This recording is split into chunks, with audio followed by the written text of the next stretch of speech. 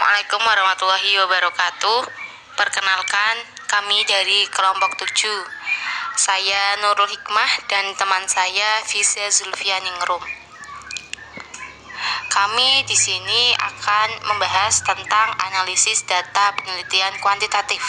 Nah, sebelum kita membahas tentang analisis data penelitian kuantitatif, alangkah lebih baiknya kita mengetahui apa sih itu pengertian dari analisis data dan penelitian kuantitatif. Analisis data adalah proses yang dilakukan secara sistematis seperti contohnya catatan hasil observasi, wawancara, dan yang lainnya yang telah dikumpulkan oleh peneliti dengan teknik-teknik pengumpulan data dengan tujuan untuk meningkatkan pemahaman peneliti tentang kasus yang diteliti dan menyajikan sebagai temuan bagi orang lain. Kemudian, untuk pengertian penelitian kuantitatif sendiri adalah suatu proses untuk menemukan pengetahuan yang menggunakan data berupa angka sebagai alat untuk menganalisis. Jadi, ketika kita melakukan penelitian kuantitatif, kita mengolah data yang berupa angka-angka seperti contohnya nilai, kemudian angket, dan lain sebagainya. Setelah kita mengetahui apa itu pengertian analisis data, kemudian penelitian kuantitatif, maka dapat kita masuk ke pengertian analisis data kuantitatif. Pengertian analisis data kuantitatif adalah proses yang dilakukan secara sistematis dan terstruktur dalam mengolah data berupa angka yang digunakan untuk mendapatkan suatu kesimpulan tertentu. Jadi di sini seperti definisi yang tadi, bahwa data kuantitatif itu data yang berupa angka-angka yang disusun secara sistematis. Nah, sistematis di sini itu seperti apa sih maksudnya? Seperti kita ada panduannya. Contohnya ketika kita menulis sebuah makalah atau hasil observasi, ada yang namanya bab 1 berisi latar belakang, rumusan masalah, manfaat, dan selanjutnya sampai kesimpulan. Nah, di situ itu secara sistematis, terstruktur, urut seperti itu. Jenis-jenis data berdasarkan skala pengukurannya dibagi menjadi 4. Yang pertama ada data nominal, kemudian ada data ordinal, lalu ada data interval, dan data rasio. Data nominal adalah data yang diperoleh melalui pengelompokan objek berdasarkan kategori tertentu. Di sini yang perlu digarisbawahi adalah berdasarkan kategori tertentu. Nah, contohnya di sini ada sebuah data yaitu berisi laki-laki dan perempuan. Berarti kategorinya adalah berdasarkan apa? Jenis kelamin. Kemudian ada sudah menikah dan belum menikah. Berarti jenis kategori data tersebut adalah status pernikahan. Seperti itu. Selanjutnya ada data ordinal. Data ordinal adalah data yang berasal dari suatu objek atau kategori yang disusun secara berjenjang menurut besarnya.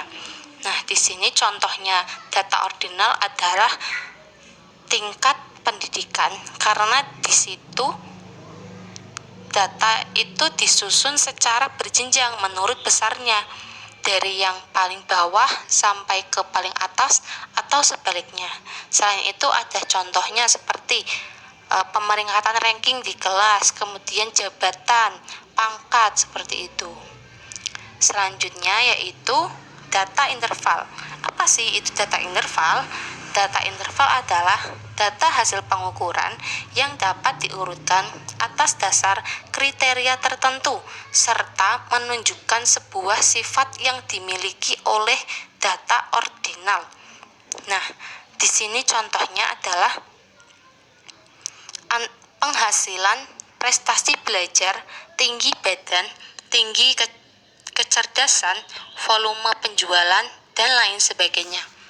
Selanjutnya ada data rasio. Data rasio adalah data yang berbentuk angka dalam arti yang sesungguhnya karena dilengkapi dengan titik nol absolut mutlak. Selanjutnya adalah teknik analisis data kuantitatif. Nah, di sini teknik analisis data kuantitatif itu terbagi menjadi dua. Yang pertama yaitu statistik deskriptif dan statistik inferensial. Kita masuk ke yang statistik deskriptif ya. Statistik deskriptif digunakan untuk menganalisis data dengan cara mendeskripsikan atau menggambarkan data yang terkumpul. Teknik analisis statistik deskriptif biasanya digunakan untuk penelitian-penelitian yang bersifat eksplorasi, yaitu peneliti ingin mencoba untuk mengungkap dan mendeskripsikan hasil penelitiannya. Nah, contohnya lebih jelasnya itu seperti ini. Statistik deskriptif. Jika kita telah mengolah angka-angka tersebut dan menghasilkan suatu kesimpulan, maka kita mendeskripsikan dalam bentuk kata-kata seperti itu. Misalkan, oh ternyata penelitian ini hasilnya lebih baik. Nah, kita digunakan dengan kata-kata seperti itu. Ditulis dengan kata-kata, bukan hanya dengan angka saja. Berarti di statistik deskriptif itu selain kita menghitung dan mengolah angka, kita juga mendeskripsikan apa arti dari perhitungan yang kita lakukan. Selanjutnya, apa saja sih teknik analisis statistik deskriptif yang dapat digunakan? Di sini terdapat 5 teknik, yaitu yang pertama, penyajian data dalam bentuk tabel atau distribusi frekuensi dan tabulasi silang atau cross-tab. Dalam analisis ini akan diketahui kecenderungan kategori hasil temuan, apakah termasuk kategori rendah, sedang, atau tinggi. Yang kedua adalah penyajian data dalam bentuk visual seperti histogram, poligon, ogive, dan diagram. Yang selanjutnya adalah penghitungan ukuran pemusatan. Luaran pemusatan terdiri dari modus, min, dan median. Selanjutnya adalah penghitungan ukuran letak yang terdiri dari kuartil, desil, dan persentil. Selanjutnya adalah penghitungan ukuran penyebaran atau dispersion. Dispersion ini merupakan ukuran yang menyatakan seberapa jauh nilai pengamatan yang sebenarnya menyimpang atau berbeda dengan nilai pusatnya. Selanjutnya adalah statistik inferensial. Apa sih statistik inferensial itu? Statistik inferensial adalah statistik yang digunakan untuk menganalisis data sampel dan hasilnya yang diperlakukan untuk populasi. Statistik inferensial ini juga disebut dengan statistik probabilitas karena kesimpulan yang diberlakukan untuk populasi berdasarkan data sampel itu kebenarannya bersifat peluang atau probability. Jadi dalam statistik inferensial ini, tekniknya adalah mengambil sampel tertentu dari sebuah populasi yang jumlahnya banyak dan dari hasil analisis terhadap sampel tersebut digeneralisasikan terhadap populasi. Selanjutnya, statistik inferensial berdasarkan jenis analisisnya terbagi ke dalam dua bagian, yaitu analisis korelasional dan analisis komparasi. Analisis korelasional adalah analisis statistik yang berusaha untuk mencari hubungan atau pengaruh antara dua buah variabel atau lebih. Dalam analisis korelasional ini, variabel dibagi menjadi dua bagian, yaitu yang pertama variabel bebas atau independent variable, dan yang kedua yaitu variabel terikat atau dependent variable. Selanjutnya jenis analisis yang kedua yaitu adalah analisis komparasi. Analisis komparasi adalah teknik analisis statistik yang bertujuan untuk membandingkan antara kondisi dua buah kelompok atau lebih. Teknik analisis statistik inferensial juga dibedakan berdasarkan bentuk parameternya. Yang pertama adalah statistik parametrik dan yang kedua adalah statistik non-parametrik.